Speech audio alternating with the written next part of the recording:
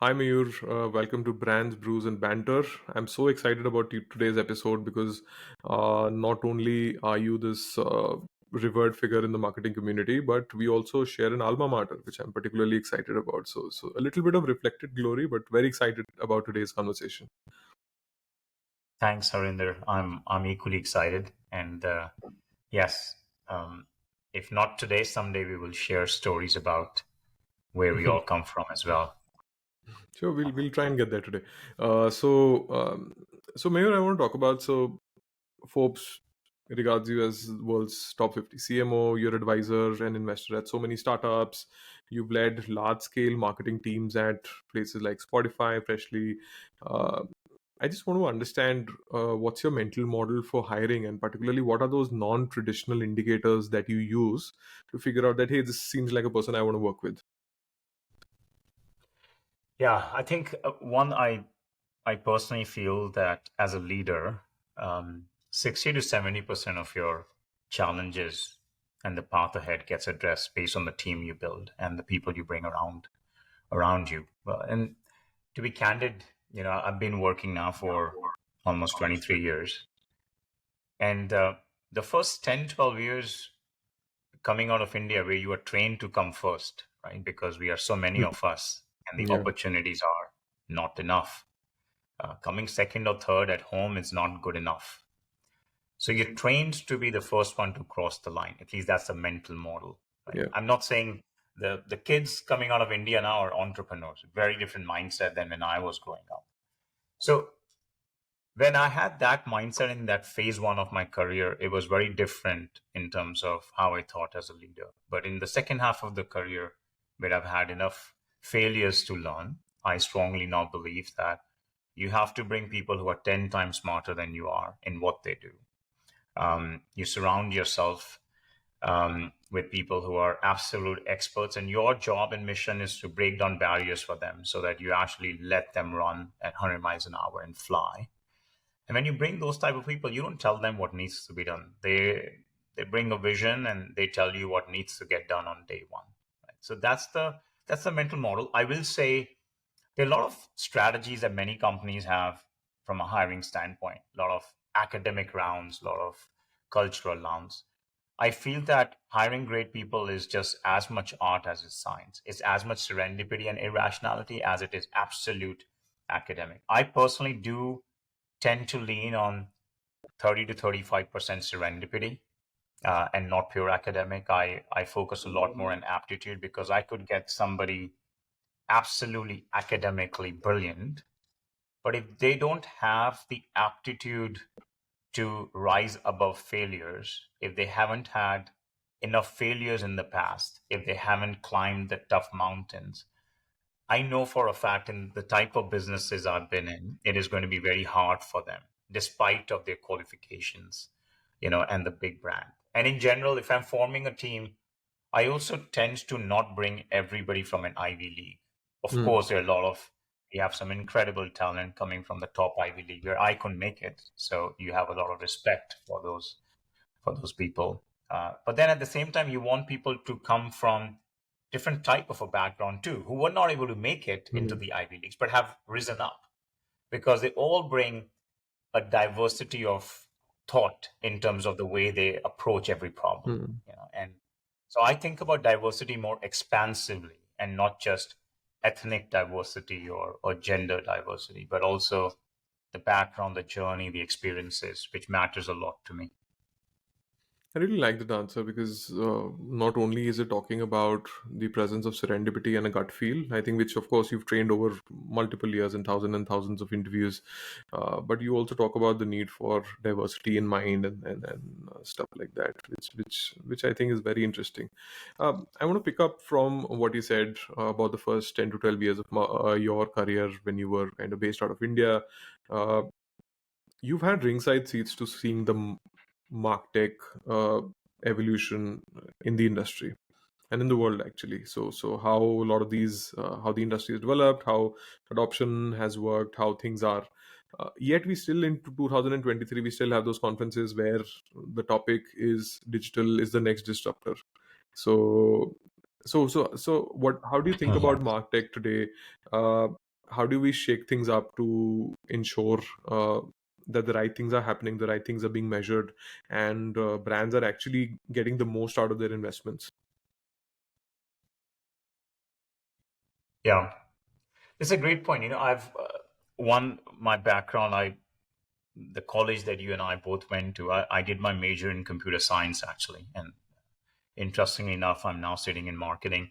The first 11 or 12 years of my career were purely in engineering, and then uh, the starting 2006 onwards, got into product development, building adtech and martech products. That's how I evolved from pure technology and engineering to the world of marketing and advertising. So started from literally ground zero, coding for an ad server, some modules of an ad server, and understanding what a pixel really is, what munging and demunging is. A lot of pressure situation because I had no clue what marketing, not even what a target is, what is a publisher, what is an advertiser. So literally learned through that very bottom up journey, Hmm. and very fortunate to have worked with some incredible marketeers who then taught me that a good marketer is being a good human being, or good marketing also is just good human ethics, and so on.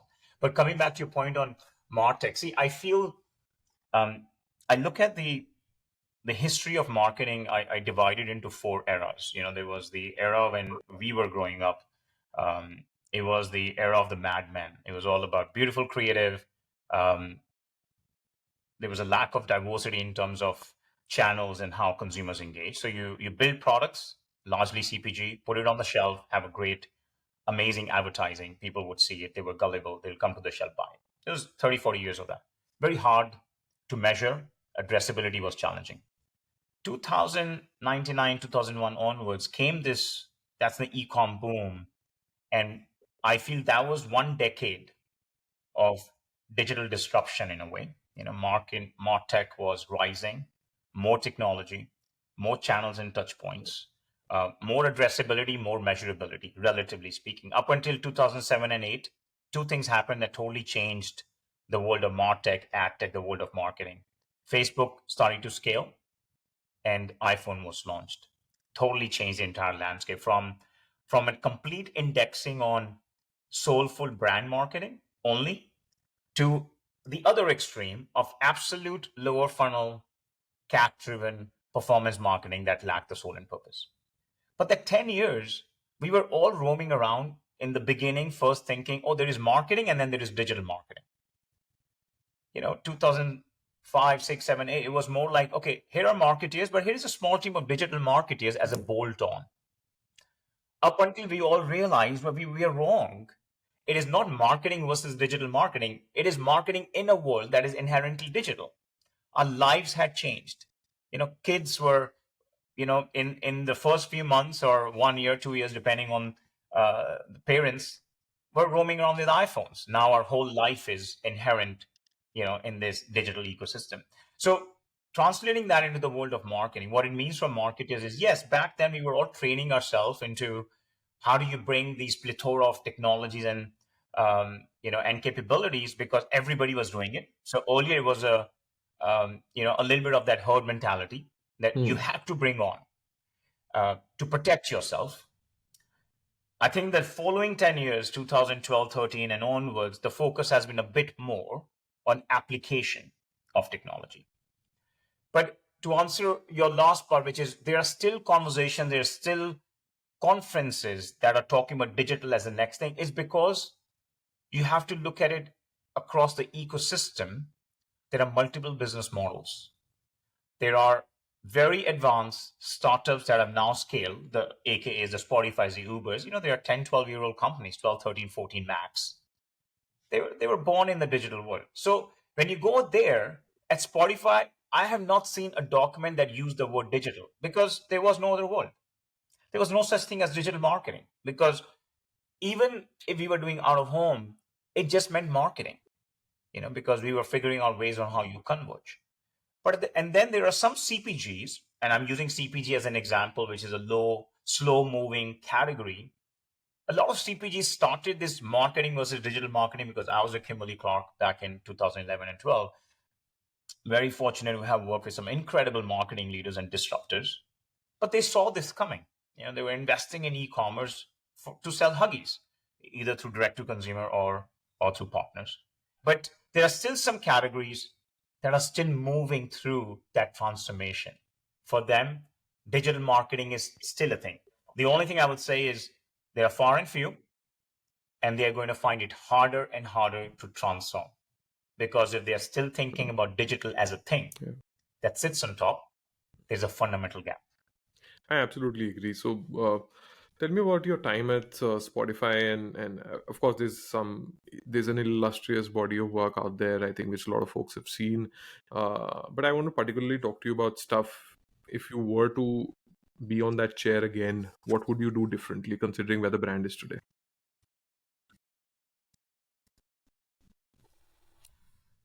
Oh, wow.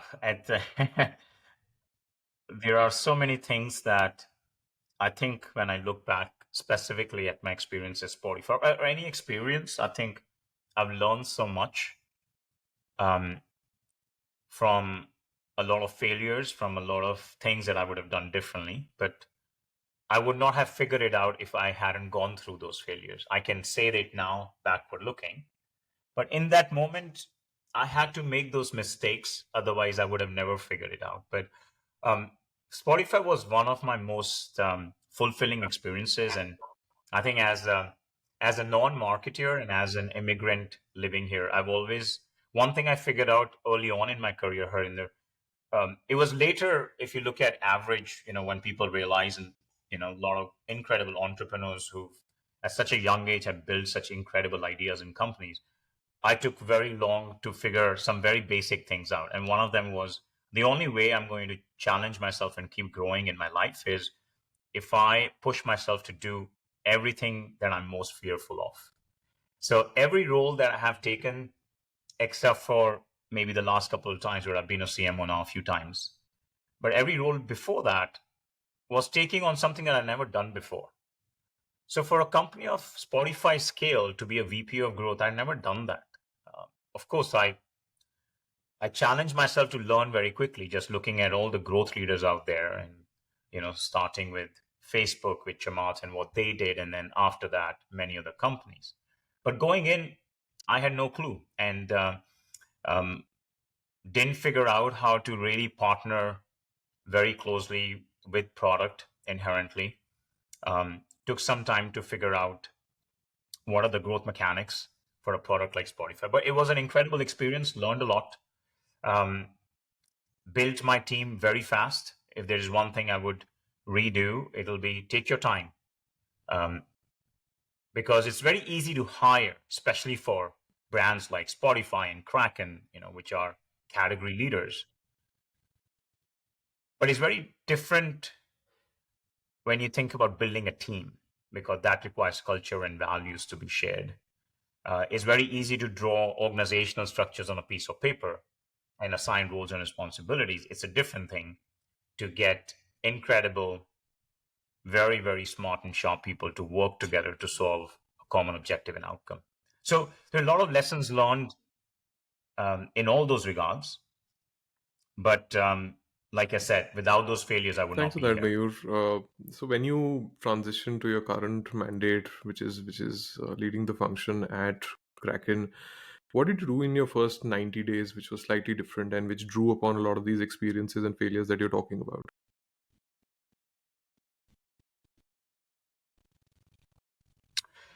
Yes, one Kraken's been just a dream come true because at least the last 13 to 14 years of my career, I've had this passion to somehow get into um, the macro world of finance because I have been an engineer, became a marketer, understand data very well, understand growth mechanics. The weakest muscle in my body has always been finance, personal finance, macro finance, mechanics. How does money work? What is a global currency for the world? Things like that. I've never just understood, never studied, never cared about it, to be very honest, which is also a reflection, I think, for most of the population, at least, my era and before that. So when Kraken came about, it was fascinating. Jesse, who's an OG in the crypto world, and we were just huddling for a few months, and I was playing a role at USA Today Network in Gannett as a chief marketing and strategy officer. and wasn't looking really for a change. But I honestly felt and very strongly believe that this is a revolution.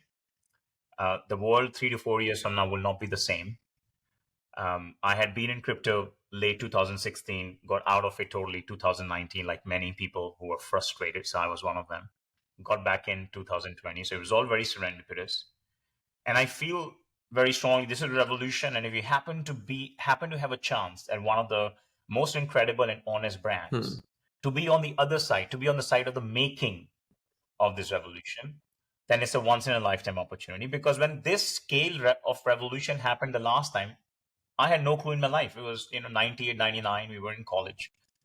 I was like you know, a fast moving car with no direction, no GPS. I felt this time, okay, I have some idea, and very consciously made that choice. And I'm grateful each day where we are trying to build something that will change people's lives all around the world.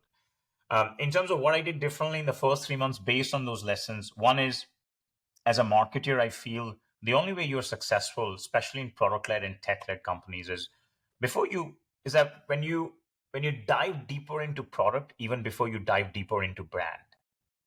Because as marketers, we have a very easy tendency to drift Yeah. away on our own island. We use our own language. Oh, we get this. We want to build the brand. But look, in product led, in most companies, because at the end, marketing is there to sell a service, to sell a product. If you're not living and breathing that product, if you're not in it like a product manager, you're going to miss it, Hmm. because you're going to create a brand out of vacuum. So I strongly feel, and this is something I learned from some friends I have at Google, that every marketer first and foremost has to become a product marketer, live and breathe that product. So I spend a lot of effort and energy to diversify my depth in crypto to really understand. I haven't figured it out yet. It's a journey that I think you're going to be on for a long time, because there's so much innovation and so much disruption. Also, the taxonomy and the language that is used in crypto is very insular, which is what, as marketers, we have to solve. Right? We have to break down the guards to bring the fence sitters, the non-crypto users, into the ecosystem. But it was very important for me to first understand it myself, or anybody within marketing at Kraken, because if we didn't understand it, there is no way we are going to tell our story outside. It's like that. There's an Albert Einstein quote: Hmm. if you can't explain it simply, you don't know it well enough. So our job is to hide the complexity. In fact, stop the conversation on the core technology. Let the value be visible.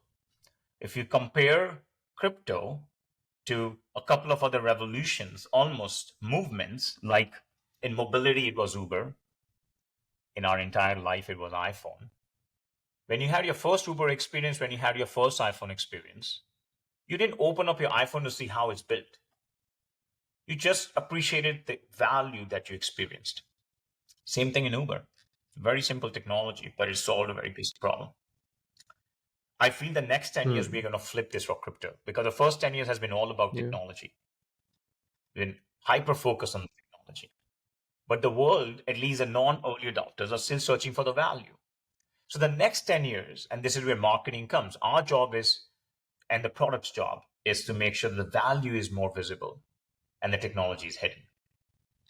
So in my first 3 months, I had to do that. And also um, building a team, which is, I think we have one of the best crypto marketing teams in the world. And I think I'm very proud and grateful for everybody who I've hired in the last 18 months or so that I've been around here.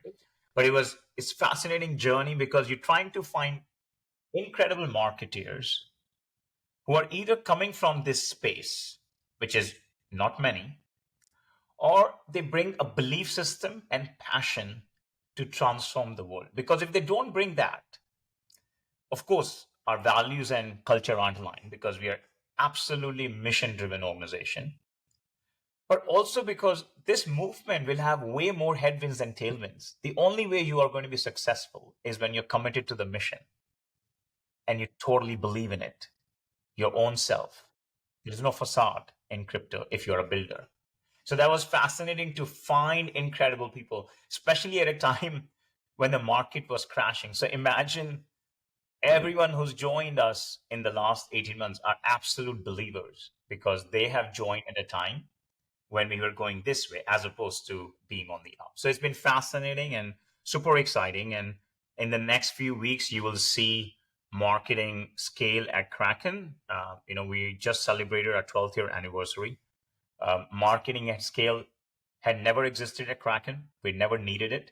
The first phase of growth for Kraken, just like Spotify, just like Google, was built purely based on a fantastic product, word of mouth, virality, and not playing any shell games, being one of the most authentic brands and platforms, absolutely focused on, customer value and security. But we also know that the next phase of growth, the next wave of crypto adoption that brings the next 500 million and a billion users, we now need the flywheel of marketing.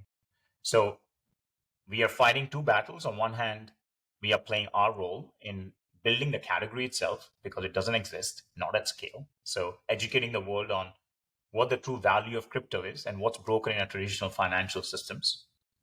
And at the same time, while doing that, also building and strengthening Kraken's brand. So it's like two fronts and while doing that, you got to move the needle because this is going to be the next wave, the next bull run is going to be a race. And people are going to lean on brands they totally trust. I And love we that. want to make sure we are prepared for But that. tell me, how do you find the believers versus the pretenders when you're speaking to somebody for the first time, right? Because it's easy to come across, and information is freely available. And um, how do you find out that this is actually somebody who would help me build, who would be there in the trenches with me?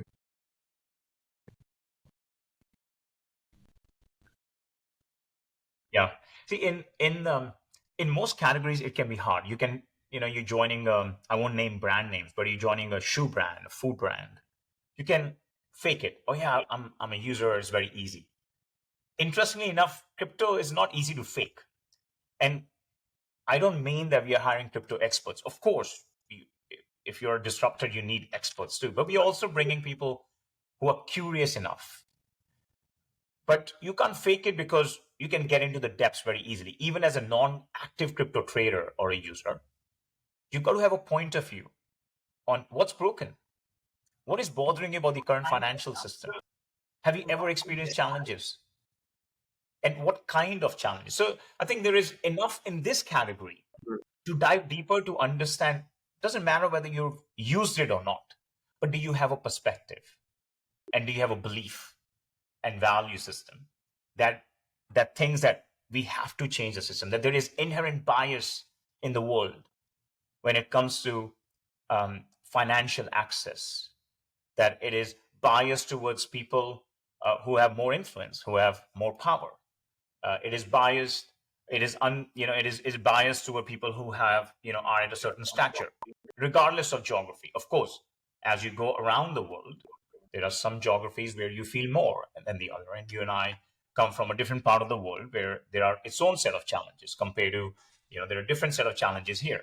So you get into all of that, and look, having said all of that, there are obviously always going to be time where you realize that we brought somebody on board who perhaps we all thought together that we shared the values and beliefs, but it didn't work. What you have to do as a leader is very important, is acknowledge that, respect it, know that it is bound to happen when you're moving fast, but respectfully part ways and support their decision. What is not good is when you don't make that tough decision. And this is where one lesson I learned a few years back was, there is this quote that if you ever have to eat a frog on a particular day, you eat it for breakfast, get it out of the way. And if you have to eat two, eat the bigger one first. Because great leadership is about making tougher decisions faster Well, versus thanks for that making easier answer. decisions early. Another thing I want to get your point of view on is that in your earlier response, you talked about your friends at Google telling you that every marketer has to fundamentally be a product marketer, right? And that's how things, particularly if you're looking at the example of consumer tech, that's how things are evolving. I love Google's approach to things, right? They talk about know thy consumer, know thy product, and connect the magic between the two. Uh, But now tell me, how can marketers and like a lot of folks listening to this would be less than 5 years out of B school, trying to make it, a lot of folks wanting to be where you are today. How should they think about bringing that product thinking into their marketing decisions, particularly? And we will of course restrict ourselves to the scope of consumer tech brands.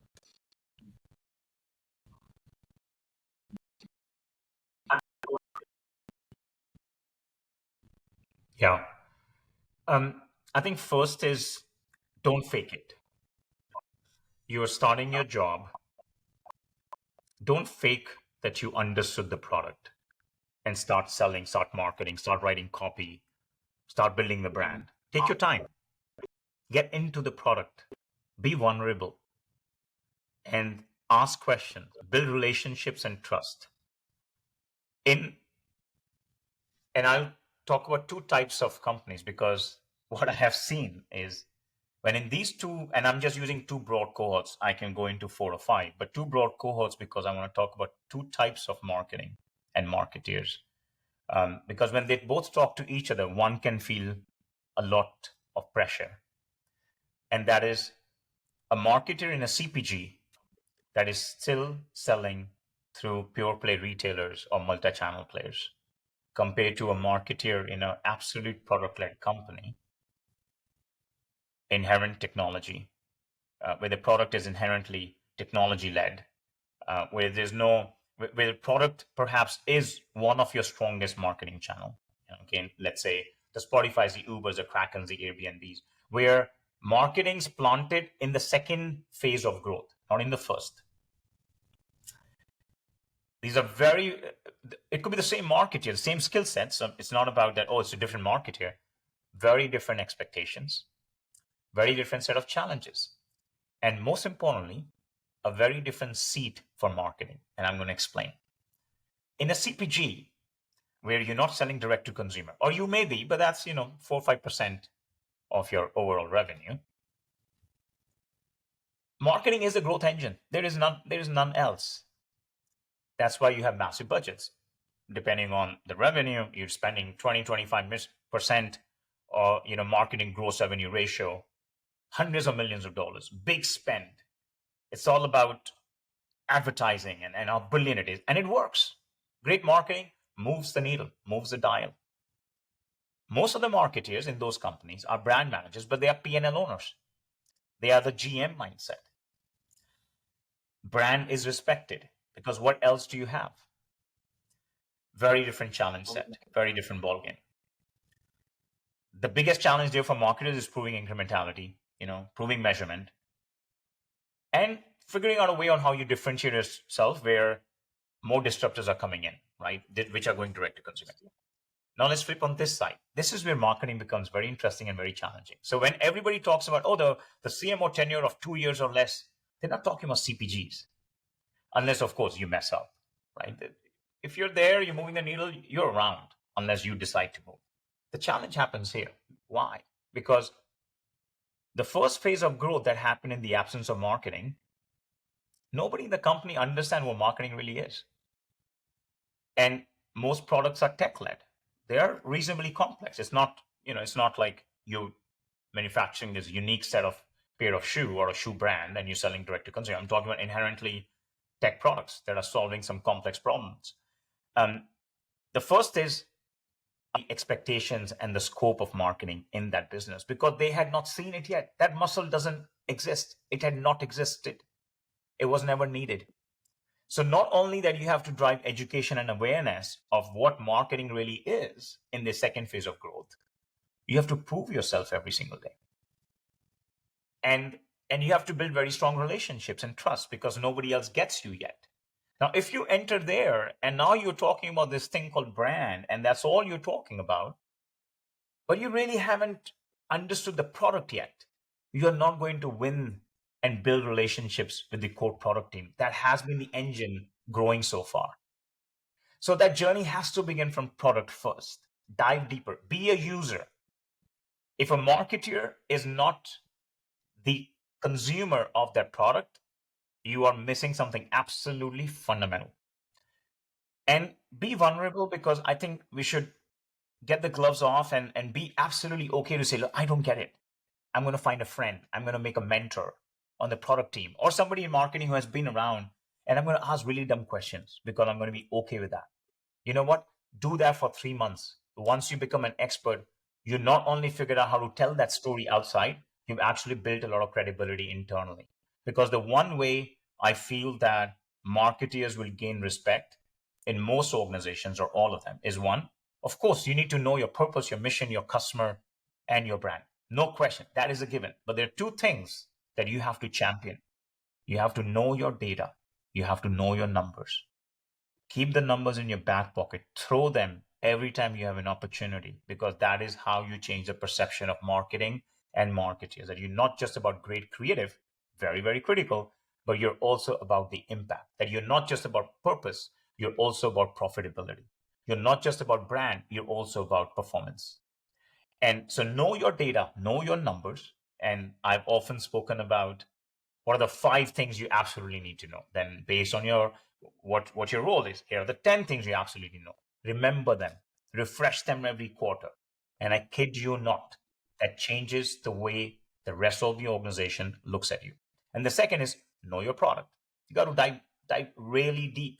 When you're having that conversation internally with your product team, with your CEO, with your peers, as a product expert, that totally changes not only how you're looked at internally, totally changes your perspective on how you're going to tell your story to the customer who may be at a different stage within their own journey. But you got to walk the walk Mm. your customer is walking, So to build that marketers in, empathy say, in consumer marketing. tech Otherwise, and it's a the facade. examples that you spoke of, they not only have to do marketing, they also have to market marketing to the team.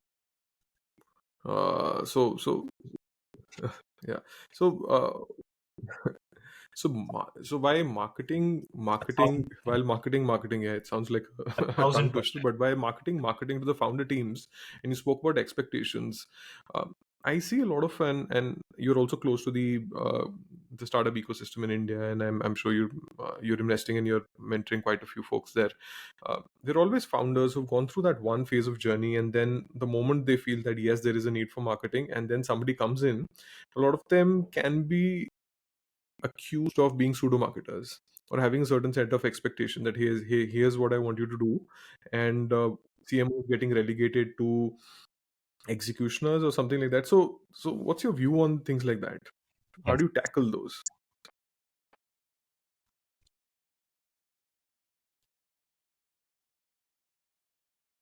Yes. Yes. That's a fantastic question. I have I have a lot of views. I have a lot of views because I've been that person. Um, and once I was that person, once you learn from it, then I support a lot of people who are going through that. I support a lot of founders who are going to hire their first marketer. Um, so I think it's a human psychology, and that's why it's not a tactical answer. It's a philosophical and foundational answer, because something fundamental happening, which is, like I said, it depending on who the founder is. Most founders are not coming from a marketing background, but they are phenomenal. They're phenomenal. The founders I've worked with, they're not marketers, but they get it. You don't make billion or multi-billion dollar businesses if you're not a revolutionary, if you're not a marketer. They get it. Okay. And they grasp it very quickly, because being a successful entrepreneur is a species. They're multifaceted. um, if they're bringing their first marketing hire, in that, actually they will always have a marketing hire, but if they're bringing their first CMO in this second phase of growth, if they're a D2C business that was selling a packaged product direct to consumer, they've been around 6-7 years, seen enough growth, Hmm. a lot of fundraising, a lot of success, their culture would have been around CAC. They would have been obsessed with performance marketing. If they're direct to consumer, they would not have invested enough. This is Right. an assumption I'm making. This is, it's not, I'm sure there are businesses that are doing it better. Airbnb did it very differently because Brian understood marketing and design. That was his core. And Airbnb indexed a lot more on brand. Then they shifted to pure performance, only to come back and realize that if we Hmm. shut off brand, we totally lost our soul. Our marketing totally became mechanical. It can get you in the first journey because you can win the race. You're optimizing. But then imagine if in the entire category, you're only playing in the down funnel. And eventually what happens, the CPMs go up because everyone is fishing in the same small area of the pond. And there are three flywheels that marketing needs. There's a flywheel to capture the demand, which is lower funnel performance. There is a flywheel to retain that demand, which marketing has to partner with product, data, everybody. The entire organization drives attention. But there is a flywheel that is undervalued. Who is creating demand? Who is expanding the TAM? Who is softening the ground? That's where you need the inspirational, emotional flywheel of brand. So when most of the startups who don't appreciate and acknowledge that, they bring marketing, especially brand, in that second stage, that is when, because they've already hit the wall. And the typical pendulum, until the founders and the marketing leaders figure out, is the typical pendulum is you bring them knowing that you have to invest in brand, but the muscle is not used to brand spend because brand spend ROI is slower. They are used to saying, if I'm spending $100, tell me by the evening what you got. But they've seen that, hey, without the brand spend, I'm struggling. The CAC's going up. Nobody really gets my product. They don't really understand us. They're coming, but they're leaving. The churn is very high. You bring the brand spend, but you haven't reset the expectation.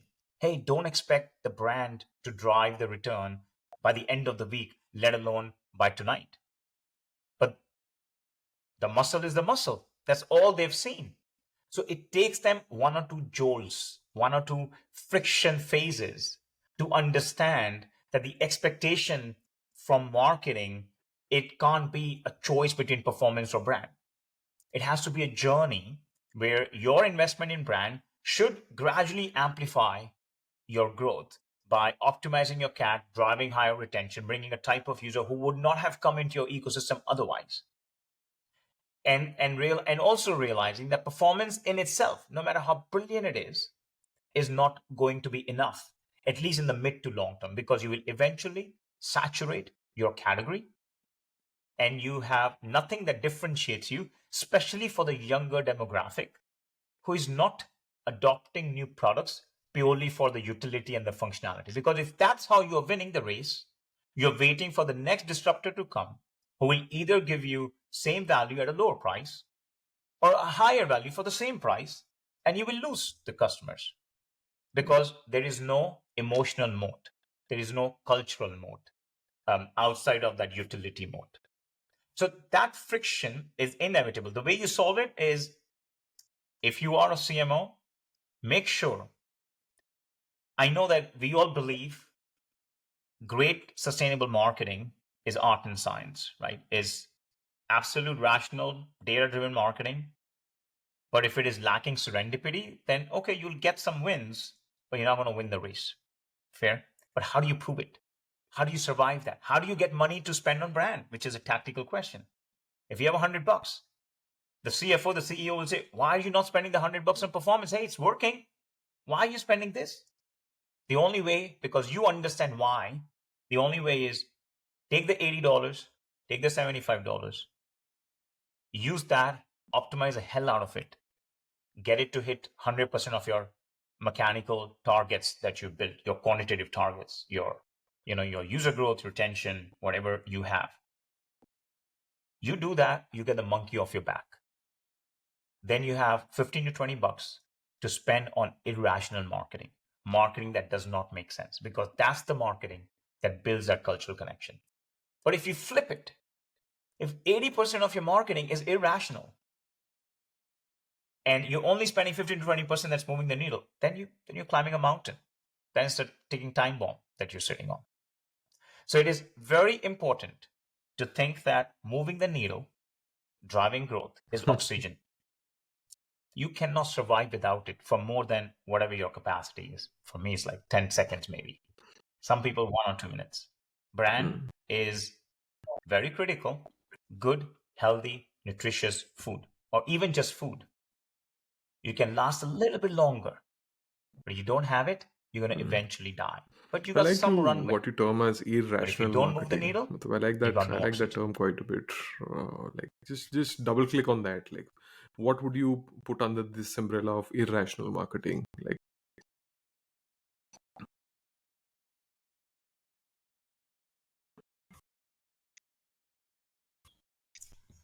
give me a sense. Marketing, which is pure emotion, pure soul, pure purpose, that you may find hard to measure. For example,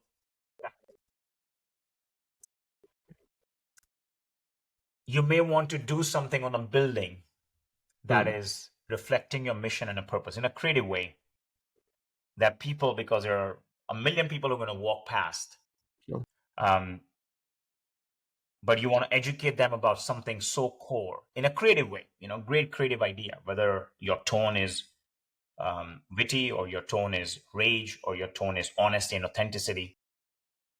Somebody, well, I don't know what they're going to do, but you can't measure it, or it really won't move the needle, but they will remember you because you stood at a time when everybody was going backwards. You stood there, and you were honest, you were bold.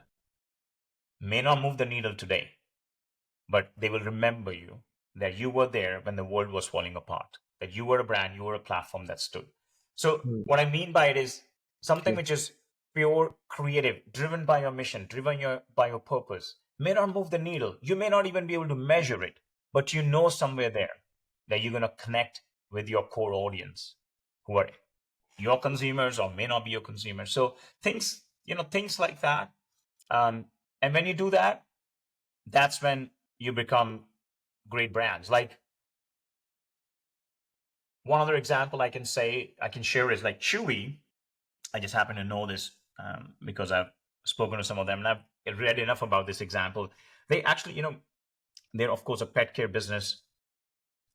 They have this process where if you go through an unfortunate moment where you lose your pet, um, but you are a Chewy subscriber, they actually send you a hand-drawn portrait of that pet. Granted, you may never be a Chewy customer after that. If you never, some people go through a very tough time, like we did when I was growing up. I had two German Shepherds, and I said, never ever going to have a pet anymore in my life. Of course, I have two daughters, and now you saw I have a dog now. So it takes 25 years to get over that. But they're doing it. It's because they believe in it, right? They care, and I'm sure now they can prove the incrementality of that investment. But that's an investment they made because it was honest and authentic to their belief system. But there are many examples like that. Some examples. Well, we at KRAKEN, we did this amazing thing with one of our influencer partners, Kit Boga, where we did this. We did this. Um, this is what Kit Boga does. He basically spoofs the hackers, actual crypto hackers, and he catches them. So our chief security officer and the marketing team actually planned with our chief security officer and Kit on Twitch, got this person to go through this entire experience, and where we had obviously a fake account, but this person was actually a hacker, was trying to get some of Kit's crypto from this fake account. It was all captured. It wasn't an idea that we came up because we wanted to drive certain awareness or we put our logo somewhere. It was an honest effort to show how security done right should be. What are how do you catch certain things? And it went viral. But that wasn't the intent. The intent wasn't to move the needle. It was generally to talk about a very core and fundamental issue. So, but we have to do a lot more. But that's what I mean by irrational Thanks, marketing. I love It's both the not examples, and where I'm sure too. one I'll plus check one out the is Kraken two, example that you took. but it is something which is absolutely I'll honest and have a look at authentic. it. So I'm also cognizant of time, Mayur. I want to ask you one question that somebody probably sitting in IMT right now in the hostel, probably wanting to sit where you're sitting right now. What what would you do in the next 30, 60, 90 days? Like, what can that person do to just immediately differentiate himself or herself from the other freshly minted marketers out there? So how do you, what are words of advice you would give to that person? And just reflect back to the time 23 years ago when you were sitting in that hostel room thinking about trying to be where you are today.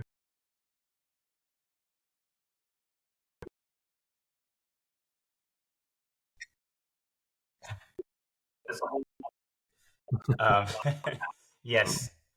Um, wow, that's a whole hour of conversation that I would love to have. So if I'm sure IMT has a process to bring alumni, and there's so many incredible people out there.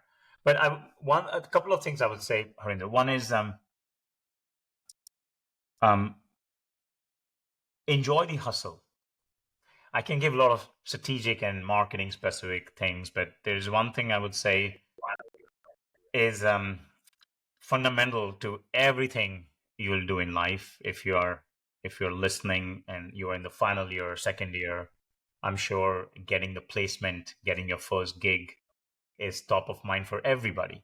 Um, for some, it's your parents' dreams. Again, everywhere in the world, but I know what it is in places like where we come from, or your own dream, absolutely your own dream as well. But enjoy the hustle, um, because you will hustle, you will fall, you will fail. We all do, because if we aren't, then we aren't doing something right. We aren't trying hard enough. So first and foremost, figure out your own way to find the joy in that fall, because you know that that is what's going to make you rise even further. So don't be disappointed if you don't get the week one placement. I don't know if the days have changed, but I'm just sharing because I wasn't a week one placement. I went through, but didn't make it. It was a lot of pressure. Just have the belief that you will find the most amazing and incredible break that is meant for you. And if you're not making it in that week one, day one, whatever, it's not you. That just wasn't the right fit. So it's not like you are not good enough. It's just that you just haven't figured out the right fit for what's best for you. But you will find it. So one, just go in with that belief system. Second is, wherever you land in your first 5 6 years, don't worry too much about what role you're playing, what brand. There is so much to learn. There is so much to do. It doesn't matter where you are starting. So don't put too much pressure. Don't overthink. Oh, I wanted this. I'm getting this. I wanted that. There'll be so many pivots that we all make in our careers, that you will make, that you can't. There is no mainframe in the world. There is no AI and ML that can figure out your pivots. There'll be a gazillion pivots you'll make.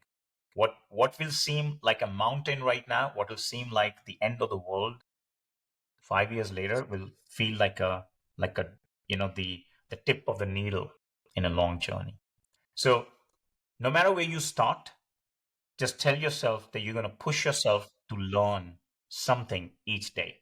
And when you come across an environment that you're not enjoying, or you don't like, or you don't agree with, just know that job security is not about trying to keep your job.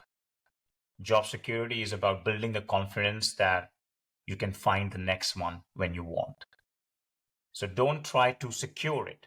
Be honest, be authentic, because in the short run, people may not see it. In the long run, absolutely everybody in that organization will see who truly cares, who's aligned with the mission, and who's truly fighting hard. The rest will all fall in place. It doesn't matter. If you're a marketeer, you'll figure it out, because you know what? It is mostly common sense, not rocket science. If you are sending rockets to space and moon like India is right now, or like SpaceX is, and everybody, then okay, that's a different conversation. But this is just good marketing, just which is, be honest, be consistent, I love those fulfill your pieces of advice, promise. This is Mayur. what our Thank you parents so much. taught There's us. so much out of this Harder, conversation that harder to I do as took a out, business, but and that's so what many good of your marketing responses really came is. from a real place of genuine honesty. I love the way you're talking about the evolution of marketing and roles and your mental models for hiring and figuring out what sticks. I've had a lot of fun in this conversation. Thank you so much, Mayur. Thank you so much for doing this.